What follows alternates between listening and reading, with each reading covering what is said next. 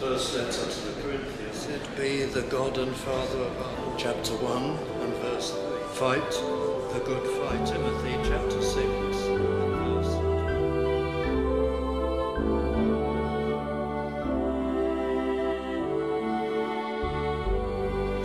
The vast column stopped and made camp.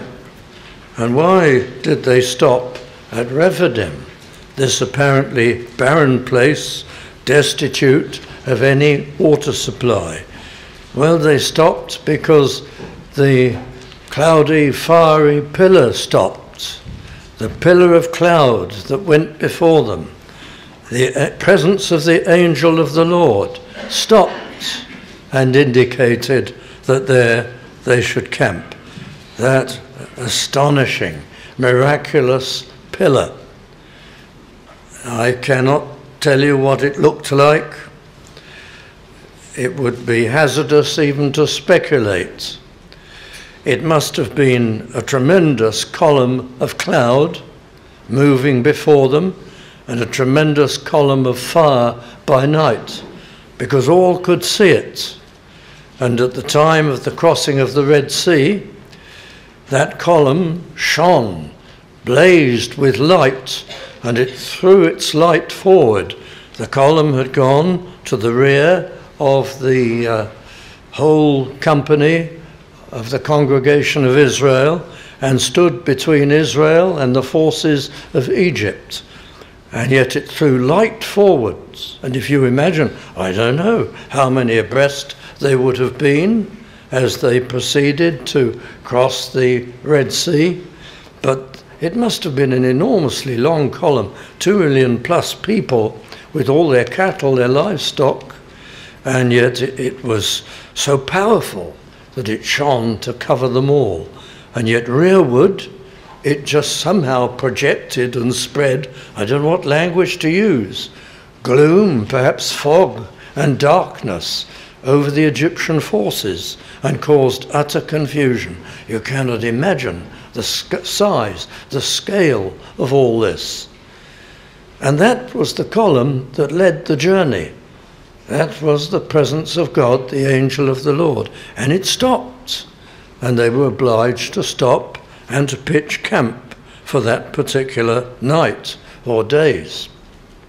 And yet, while Moses, I'm sure, and I'm sure also Aaron and Hur and others, faithful people, were not perplexed. If God has stopped here, there is going to be some remarkable production of water.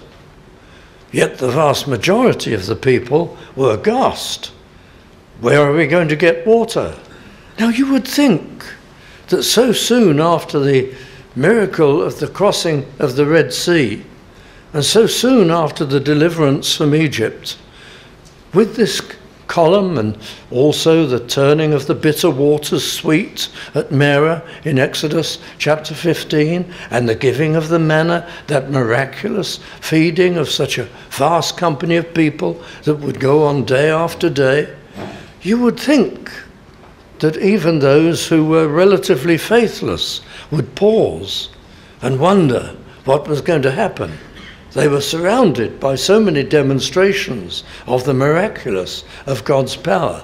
But instantly, our version says they chide with Moses. The Hebrew means something like they threw. It indicates, of course it's in speech, it's used figuratively, but it indicates a kind of violent wrestling match. And that described, presumably the elders chiefly, and they were the ones who were selected to see the miracle of the striking of the rock at Horeb and the production of water. It was a chastisement to them, though they didn't learn from it. However, the elders on behalf of the people remonstrated with Moses, and I think they shouted at him, and he tried to reason with them. The text hints at that, indicates that, really. Verse 2, wherefore the people did chide with Moses and said, give us water that we may drink. And Moses said unto them, why chide ye with me? Wherefore do ye tempt the Lord? You know that the column has stopped I haven't ordered this location as a place for camp. It is Almighty God. And therefore, if you cry out and shout and insult and scorn, which it is God who you are insulting. And by the way, that's something that we must remember. Every time our situation, our circumstances in life is not quite to our liking, and we find it disagreeable, and we immediately begin to grumble and complain and think our lot is exceptionally hard, we've forgotten the providence of God, who is our guide, who knows exactly what he's going to allow to happen to us, and we insult him if we think this is unfair or unreasonable or outrageous, and people are to be blamed and so on. Yes, we get into situations which we have to work to put right, but our reaction should always be one of faith and prayerfulness. And you see it here. Wherefore the people quarrelled, contended with, argued, noisily, let's say, with Moses, and said, "Give us water. Why chide ye with me?" He's cool, calm, and collected. He's much more concerned and upset about their faithless attitude than he is about the water. That he trusts for. Don't you see the way that shows in these verses? Verse 3, "And the people thirsted there for water, and the people murmured against Moses and said, Wherefore is this that thou hast brought us up out of Egypt to kill us?" And so on. The complaints they've made previously. I won't linger with them. "And Moses cried unto the Lord," and look what he said, "What shall I do unto this people? They be almost ready to stone me." He doesn't say a word about water, nor in the parallel record of this does he mention water. He trusts God for the water. He's more concerned about the faithless, unpleasant attitude of the people. What's going to be done with them? Should they be punished in some way? Or how can I help them get over this persistent emotional reaction and faithlessness? Beware of emotional reactions. Are you an excessively emotional person? Or do you allow yourself to become unnecessarily excessively emotional? Emotional reactions are never rational, and their reaction to Moses and to their situation is unreasonable, unfair, it's even ludicrous, the things they say. They've said them all before, and they bring them up again. Well, verse 4, Moses cried unto the Lord, and he, for his part, was meek and calm, just beginning to get distraught at the faithlessness of the people and what might be done. And God says in verse 5, "Go on before the people, and take with thee of the elders of Israel, and thy rod wherewith thou smotest the river." The modern translations say the Nile, and that's right, although river is the original. However, it refers to the Nile here, not to the Red Sea. The rod was used to smite the Nile in the plague where Moses turned the river into blood. Well, why does the Lord not say to Moses, I reverently question this, rhetorically of course, why does he not say to him, take the rod that you stretched out over the Red Sea? Isn't that more dramatic for the rod to depict that mighty miracle, rather than to say, take the rod with which you smote the Nile in the plagues? Because that's what he's going to do, strike the rock at Horeb. Well, there's a judicial aspect to this. It's going to be an amazing and a wonderful thing that a rock is going to be struck by Moses, and God will out of it pour forth, well, thousands of gallons of water, a great river, a standing water, a lake, the Psalms tell us, came, and a river out of that rock. That's amazing. But the whole point is that there's going to be a judicial element. Just as the Egyptians had to be punished by plague because of their opposition to God, so in striking the rock and giving them a blessing, there is a kind of warning in it. This shouldn't be the way it is. You should have trusted your God. and God will bear this in mind, that he's producing this water for an undeserving people. So there's that, at first it might seem curious reference to a past event.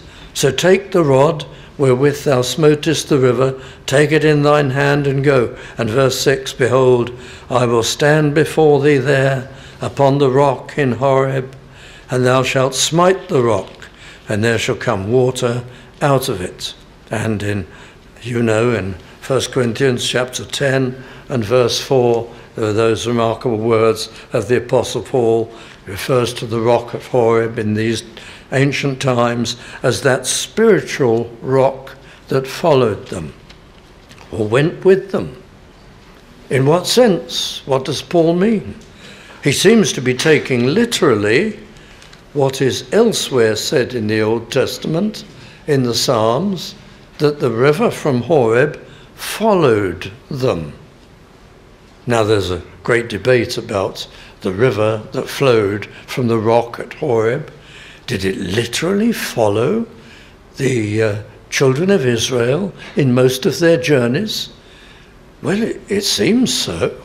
The record seems to say that, but it's possible we misunderstand it.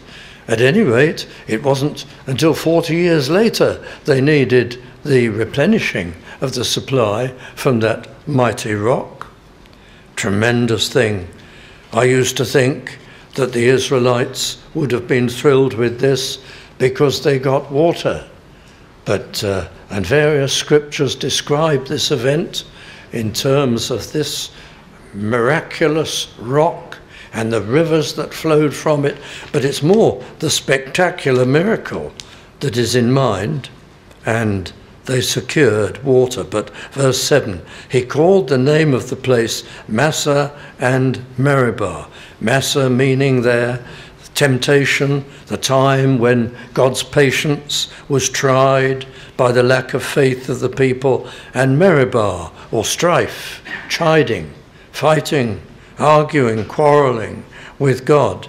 And verse 7 explains the meaning of the terms. Well, we're called to trust. I'm going quite briefly through these early verses because I want to get to the second part of the chapter. But we're called to trust and to exercise faith in all things, in salvation, in seeking the Lord. How often our approach to God is this: I've repented of my sin, I've trusted only in Christ, I've asked for salvation, and nothing has happened to me. And there is anxiety and faithlessness. And sometimes, with some dear friends, it goes on for a long time, for weeks, for months. What can I do? I am not yet a child of God. Well, they may be actually. But what is required is trust. We come to Christ if he's worked in our hearts and brought us to repentance and faith, and our assignment is to trust him. We trust him even in seeking salvation. Trust him in the Christian walk every day, in all circumstances. Trust him in the Christian lifestyle. Trust him as churches, in the methods that we're to follow. This is a walk of faith. That is trust in the Lord. And we don't want to be like the children of Israel of those times. No matter what God does, within moments, we mistrust him. And that's what people do today, isn't it? If we do things in the way you say, the Bible says we should do them, nobody will come to church. So we've got to broaden out and change our worship and bring in worldly things and so on. It's just this lack of faith, the battle for faith, lack of faith manifesting itself in the typical church all the way through. No trust in the Lord and his commands and his instructions. Well, now I'm coming to verse 8, and this introduces us to a really highly significant principle. We've seen from the beginning of Genesis that there is a thread, let's say a cable, running through the Old Testament concerning the battle between Satan and the people of God and the church. And here it comes again, verse 8.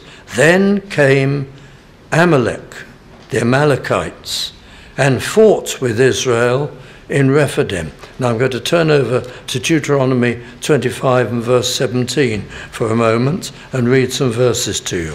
Here is Moses later preaching, "Remember what Amalek did unto thee by the way, when ye were come forth out of Egypt, how he met thee by the way, and smote the hindmost of thee, even all that were feeble behind thee, when thou wast faint and weary, and he feared not God. Therefore it shall be, when the Lord thy God hath given thee rest from all thine enemies round about, in the land which the Lord thy God giveth thee for an inheritance, to possess it, that thou shalt blot out the remembrance of Amalek from under heaven. Thou shalt not forget it," this duty, that Amalek is under sentence to disappear as a tribe, as a people, by God. Now, in every case later on that happens, Amalekites are always the aggressors, and Israel is called upon to defend herself. But there must be no mercy shown to the Amalekites, says God. You remember that cowardly thing that they did? They were aggressive. They attacked you in the very earliest moments of your travels in the wilderness. They hated you. They were cowardly. They went for all the children and the infirm, or the weak people, and the elderly who took up the rear of the column. They took you completely by surprise. There was no warning, just a vicious attack. And that's what they'll be like always. They hate you, and they're going to be against you. Possibly it was their anger at thinking that their territory would be encroached upon. The Amalekites, well, they were descendants from Esau, and they had become a nomadic people, and they didn't stop to find out that Israel was only passing through the fringes of their territory. They got their militia together and they attacked.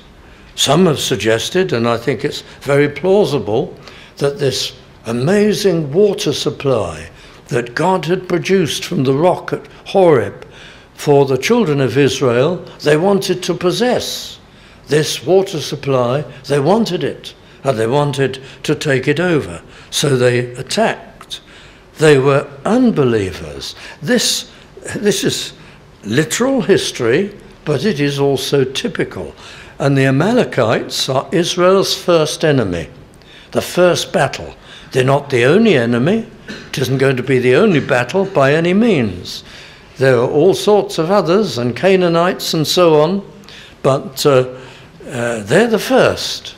And they're going to crop up in the history of Israel repeatedly, all the way through until the 5th century BC, which is when we just about hear the last of them, when the statement of God that they will become extinct was finally carried out. And here they come in at the very beginning. The appointees of Satan, the representative of Satan in his war against the church. Exodus 17 verse 8, then came Amalek and fought with Israel in Rephidim. These determined people, what unbelievers they were. Now, even 40 years later, the people of Jericho were utterly demoralized at what they'd heard about what God did for the Israelites in leaving Egypt, and leaving Egypt disabled and without a military force for many, many years. The most powerful nation at the time, the world empire. But they represented unbelief. The Amalekites, well, they heard of this. They heard of the manna. They heard of the Red Sea crossing. They may have had witnesses there. They had possibly even seen the great pillar of cloud and of fire, and they dismissed it all. We don't believe it, they said. We don't buy it. We don't believe it. There must be a natural explanation. There's some powerful magic or something in the superstitious ancient world. I don't know what they would have concluded, but it was willful unbelief. They didn't believe it. Satan's representatives today are the same, though many of them are sadly misguided. The people who propagate most vigorously the theory of evolution. Here is the plain evidence of order, intricacy, wonderful order and design in the world. And they say, we don't believe it. We reject it. That is no evidence to us. And go to great lengths to try to construct alternative explanations, entirely rationalistic explanations. Same thing happening. These people represent intense and willful unbelief. They're the representatives, the appointees of Satan in his war against the church. All that evidence, those demonstrations of the power of God, they were unafraid of the Israelites. They just rejected it all. They represent clearly unbelief. And so we go on to verse 9. And Moses said unto Joshua, choose us out men, and go out, fight with Amalek. Tomorrow I will stand on the top of the hill with the rod of God in mine hand. Now that's interesting. Up till now, the people of children of Israel haven't had to do anything. They've been delivered from Egypt without lifting a finger. They've crossed the Red Sea and been defended. They've defeated the greatest army in the world and the most sophisticated without lifting a finger. They've fed the huge company, 2 million people plus, without lifting a finger. And now Moses says to Joshua, scramble together a fighting force. We have to fight them. Why did Moses change policy so radically? Because obviously God guided him to do so. Now the children of Israel, or those who are fit and well, who Joshua will select, are going to have to fight. And it's the first lesson in the typical church of those days of human instrumentality. God will use human instruments. Salvation, justification, is entirely by faith. But sanctification requires our strenuous efforts. Of course, it's by the help of God that we defeat sin in our lives, but we have something to do, and there's a struggle and there's a battle. Same with soul winning. God uses his people to bring in others, to preach the gospel, to witness, and we must do that. There are always people who deny human instrumentality. There are some who say, no, in the matter of salvation, we should never offer the gospel or persuade people to repent of their sin and trust in Christ. God will do it all. In the matter of sanctification, some of you have come from Pentecostal background. You know what it is. Sanctification by faith. Let go, let God. He'll do it all. It's not for you to do anything. You'll fail. And there are people today who say, don't go knocking on doors, raising Sunday schools, evangelizing the lost. Just cry out for revival. God will do it all. But here the church is given the first lesson in the privilege of instrumentality in the Lord's service. They've actually got to go and fight. Now, it's going to be that their trust will be entirely in God. He will enable them. He will, in a sense, fight for them, though they must wield the sword. Look at verse 9 again and see the perfect balance. Moses said unto Joshua, choose us out men and go out, fight with Amalek. Then the other half of the verse, tomorrow I will stand on the top of the hill with the rod of God in mine hand. So Moses is going to be visible to all the people, and he's going to pray, and he's going to lift the rod of God, that rod of judgment, and it's going to be extended towards the battle, and it will be their banner. They will be reliant upon the Lord and the prayer and the stance of Moses as they fight. Verse 10, which carries a greater explanation with verse 11. So Moses did as Joshua had said to him, and fought with Amalek. And Moses, Aaron, and Hur, son of Caleb, went up on to the top of the hill.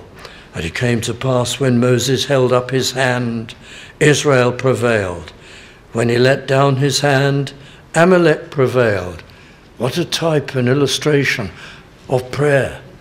As Moses was there in the posture of prayer, with his hands outstretched and the rod in his hand, Israel prevailed. If he was over 80, if through sheer fatigue his hands should sag, Amalek prevailed.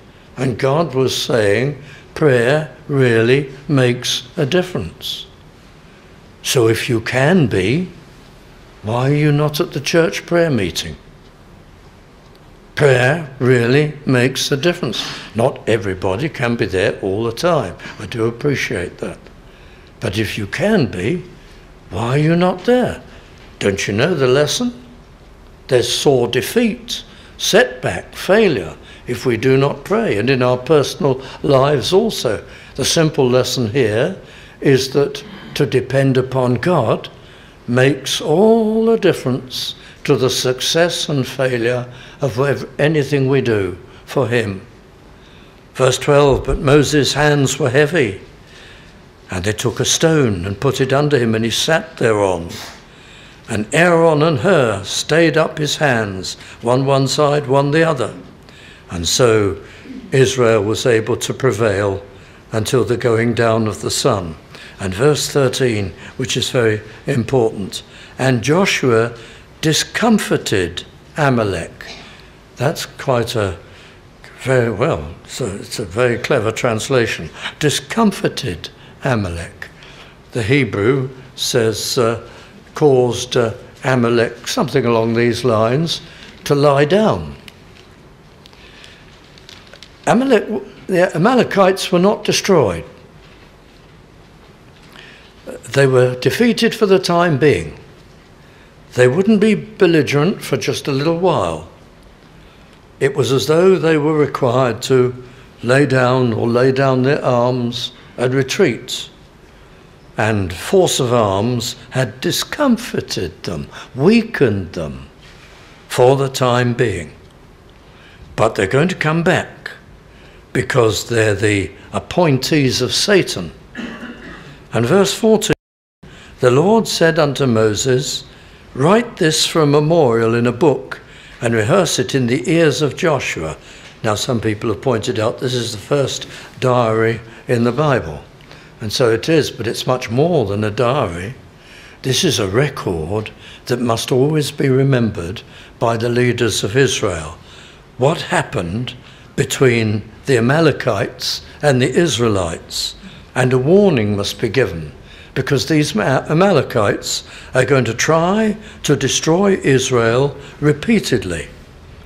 Write this for a memorial in a book and rehearse it in the ears of Joshua, who after Moses will be the general in command. For I will utterly put out the remembrance of Amalek from under heaven. But not yet.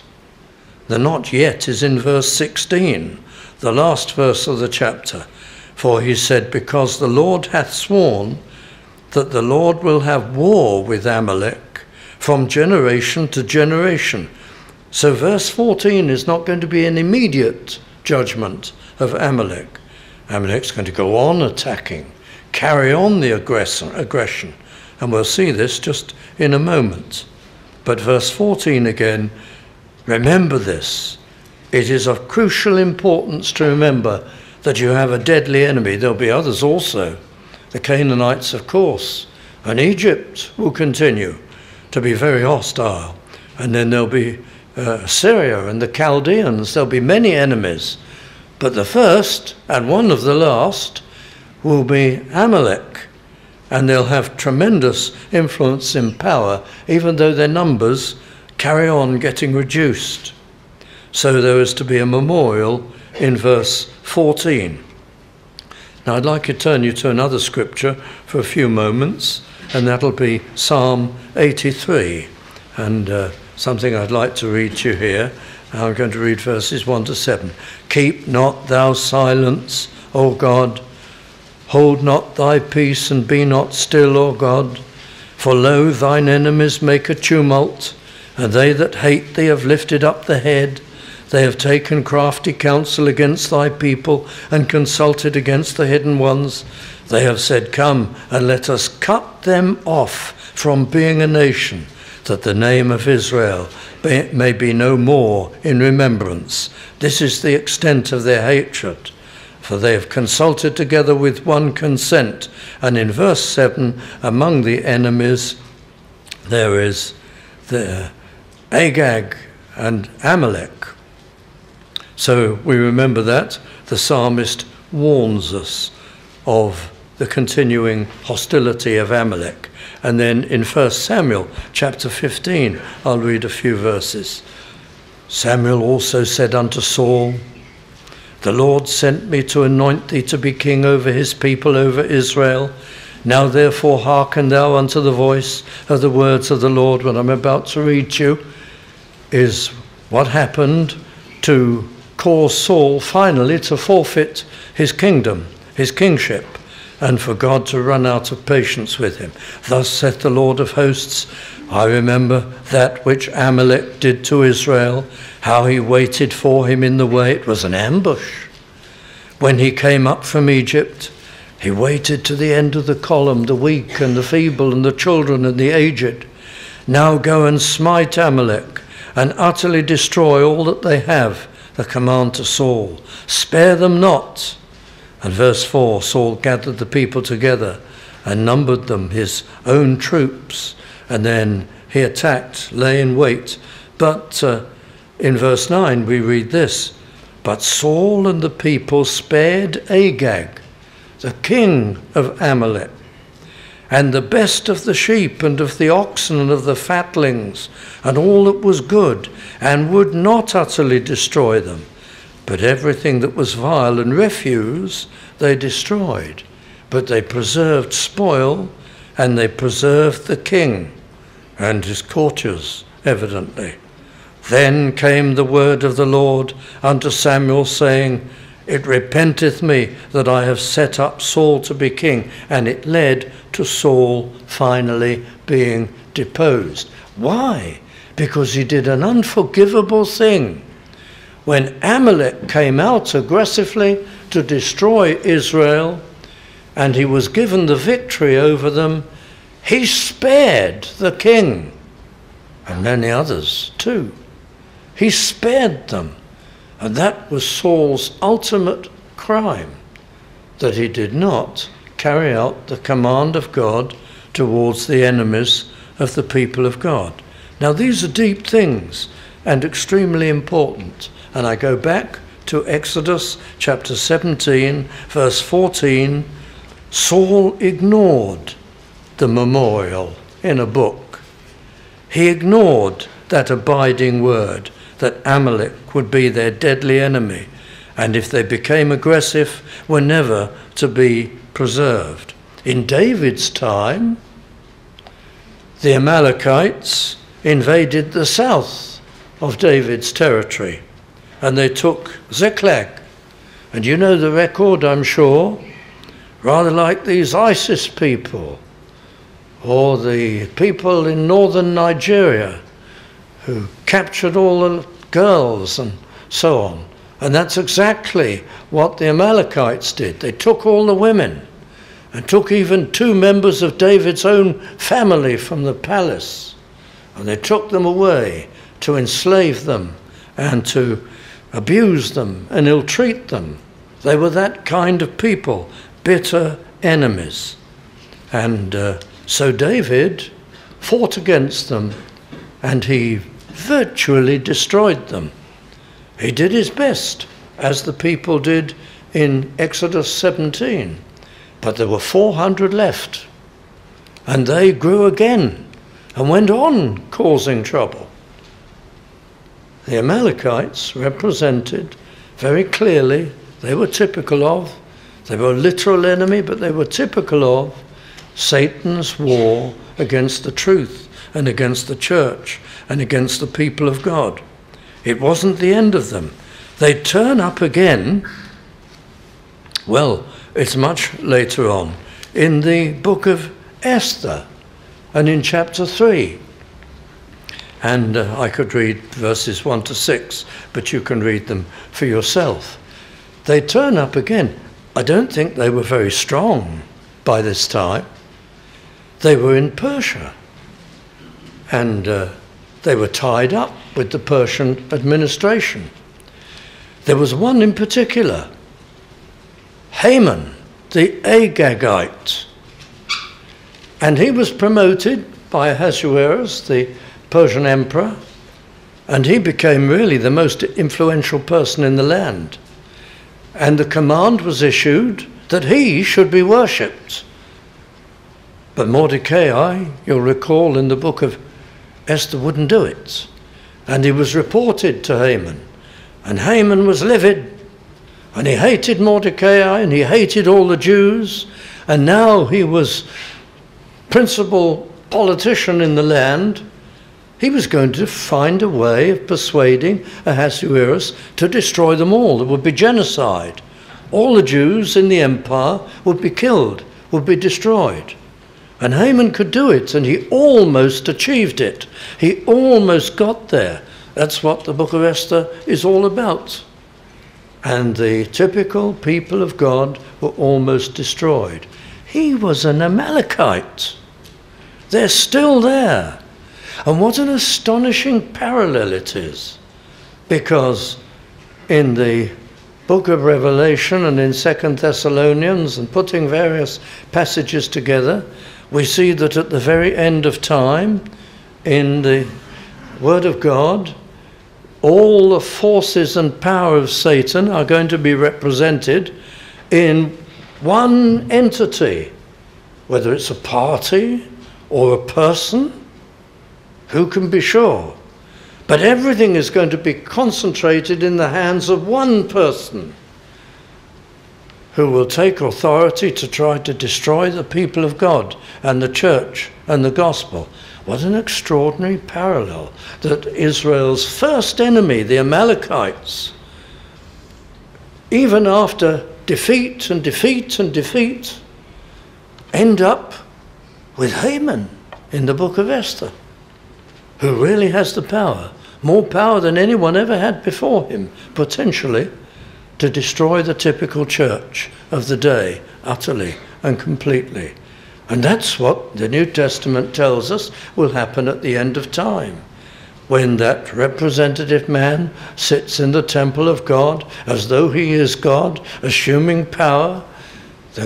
All the hatred of Satan will be focused, and he will almost achieve the destruction of the gospel and God's people, but Christ will return and destroy that stooge of Satan with the brightness of his coming. Now that parallel is far too remarkable not to be an intended type of end times. Things are going to get worse for the people of God. We see it happening now. We see unbelief, the Amalekite unbelief at such a pitch, more powerful unbelief than ever in the history of the world. By the way, whenever the people of God are successful, Satan, in his hate, launches an attack. There they are, delivered from Egypt, cross the Red Sea, on the way to the promised land, miracles and wonders, and Satan is immediately active. That cowardly attack at the rear of the column, the ambush waiting for the weak and the vulnerable. And it will always happen, says God through Moses. They are to be resisted and they are to be destroyed. Remember, we've published in the Sword and Trowel just a handful of the testimonies, of the many, many testimonies concentrated into the middle of the 19th century, even in this church. And the cost in terms of scorn and derision and attacks. Poor Spurgeon, the instrument of awakening in our church. But what attacks he took! When you read the biography of Spurgeon, note the fierceness of the opposition, not in the church, outside. The whole of society derided him. God even used that avalanche of derision to bring people into the church. And many, many people would say, we've got to hear this upstart, this terrible individual, this shocking person. And he became an object of curiosity. And the crowds came in and many were converted and touched by the power of the Spirit of God. But he had to take a lot of punishment all the way through his life. From time to time you hear the tragedy and the very sad story of a pastor or a spokesman for truth who has fallen into some sin or situation. Well, he's to be blamed and he shouldn't have done. But did he underestimate the attacks of Satan upon those who win souls or are significantly used in any way for him? And if, as a young man, you're longing to go into to preach, to enter into ministry, are you taking account of this, that you're going to have a lot of knocks in your life?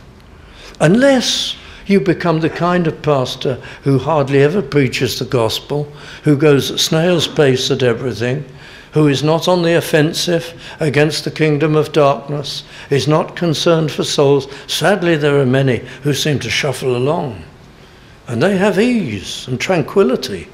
But if you're concerned for truth and for Christ and for souls, you'll have many, many very difficult times and hard things happen in your life. So remember that.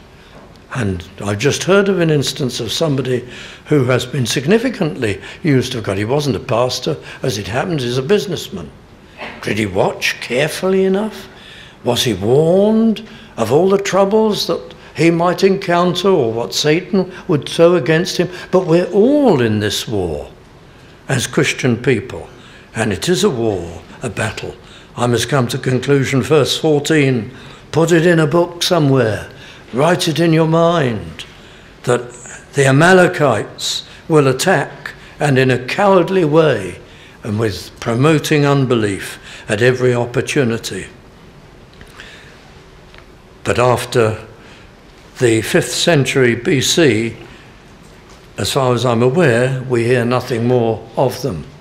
Why, we've seen this. You know, the Reformation almost put paid to Satan. But you can never put paid to Satan, not until Christ destroys him at the end of time.